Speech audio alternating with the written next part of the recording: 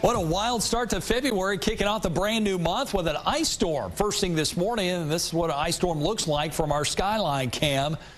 And everything is covered with a thin layer of ice. And we're not done with the freezing rain just yet. We got a break last hour or two, but now our Max Live radar indicating very light freezing rain. Nothing as heavy as what we had first thing this morning, but we have some of that freezing rain now moving into parts of Williamson County, Milam County, Bastrop County. That's where we have the heaviest of the freezing rain. Also down into Caldwell County, down 183 to Lockhart, Lowland, and then it changes over to mainly rain in San Marcos since you're above freezing.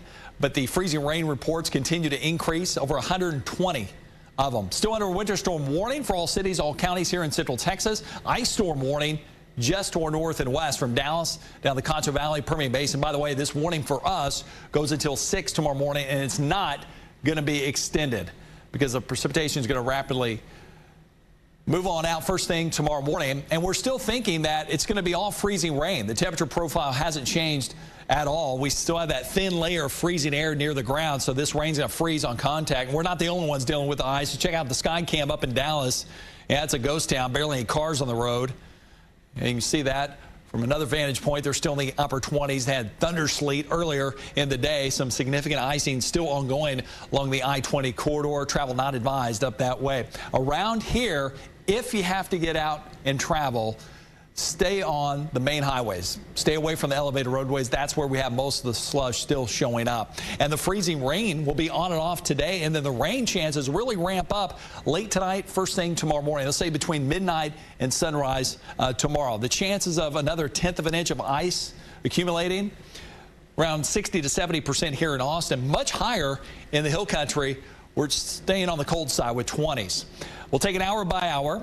The rain increasing here in the next couple of hours, mainly freezing rain, and then the rain goes away this evening, and then it fires right back up between midnight and sunrise tomorrow. Maybe one of those deals where we have freezing rain in the evening, and then it slowly warms up in advance of that storm system, and then it's just a cold rain with some elevated thunderstorms tomorrow morning. Then the precipitation's out of here by 8, 9 o'clock, and we'll be above freezing, and then that's all she wrote. No more ice or a winter storm to worry about. How much more ice could we get? Here's an idea of how much. Some of the computer weather models are showing about 1/10 of an inch, maybe up here in Williamson County, western Travis County, into the hill country. That's one model run. Another high-res model basically showing the same thing. That's what we're going to go with. So for the rest of this afternoon and tonight, high impacts to travel with the icing threat in the hill country, moderate impacts up and down I-35. Viewers did a great job telling the weather story in their neighborhood. This is William Richardson looking out his balcony, and you can see all the ice accumulating on the trees, Riverside, South Austin. Yeah, all that ice. The trees can't handle all that weight, so they start sagging, and eventually some of these trees can break. And we got a lot of reports up in Cedar Park of some massive oak and cedar trees breaking. Again, I want to thank all the viewers for sending in these photos to see what was happening out there. I don't get a lot of photos from Rockdale, but here you go. Yeah, you can't drive down the road. The trees are touching the ground. First thing this morning, when I was working at the Weather Center, I could tell on the sky cam that it looked like flashes of lightning. But then I looked at the radar, there was no lightning. It was power flashes, and that is when the power outage numbers started to really climb. And at this hour, according to Austin Energy, 153,000 people without power. That's more than 25% of the city in the dark. So today, slippery sidewalks and patios, spotty ice on elevated roads, trees are down, and the power outages will continue. Much of the area freezing. Look at all the 20s in the hill country, right at the freezing mark in Giddings, above freezing in LaGrange and San Marcos, upper 20s, low 30s, holding steady in Austin with some light freezing rain moving on in.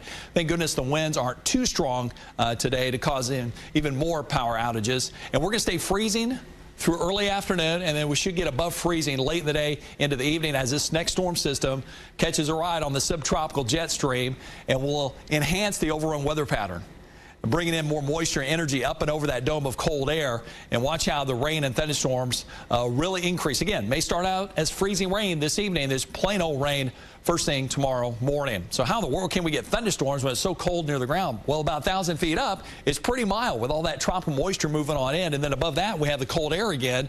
So you get that instability or rising motion, and thunderstorms can hang out above that layer of cold air. Pretty cool stuff. And then widespread rain again tonight, scattered first thing tomorrow morning, and then we're on the good side of this low, the dry side. As we approach the weekend, I think we're ready for some sunny, milder, and drier weather.